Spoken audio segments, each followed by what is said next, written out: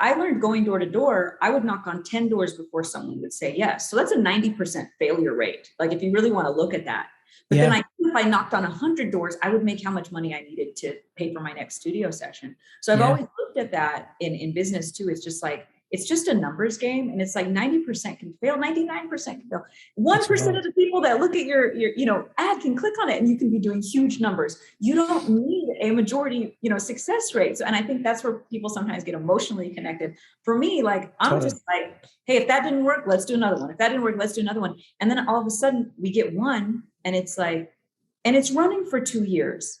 And it's like, so we change the targeting here and there. We test different, cold audiences, different things like that. But those don't take very long to do. I'm not shooting a whole new ad. I'm not writing a whole new script. So that one particular ad is like, I mean, it's been great, and again, there's always other factors. There's always the offer. There's always the performance. There's always other things that are happening, going on and stuff.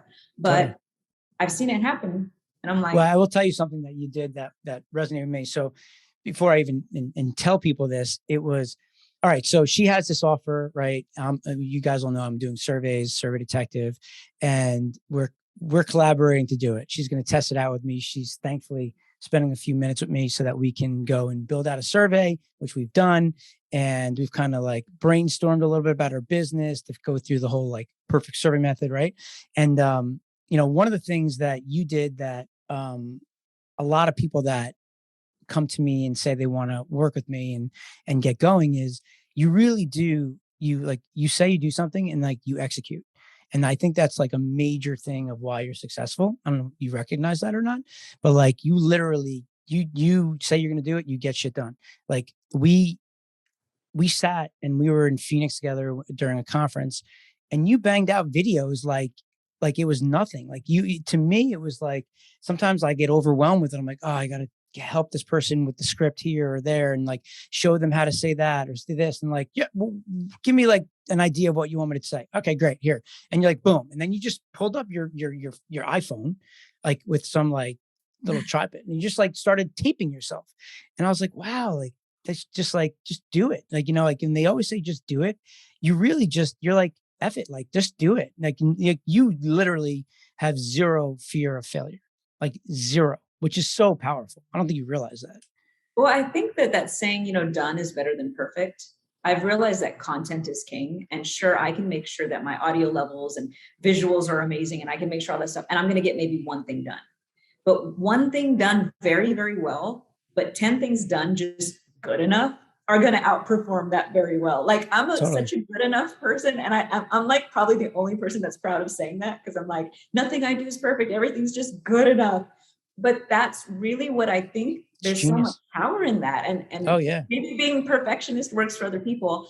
I just think, no, you just put out as much possible. Because I mean, for the most part, I think people, sing, just different sides of you also sing that you're human. There's a lot of power in that. There's a lot of, and freedom in that people go, okay, well, if she's just here talking to me, like she's a human, you know what I mean? She's not perfect. And so, like you said, like just, okay, let's just get it done. Like, I just want to get it done so I can move on. I will tell you, I've been in business for, I started my company now in 2008.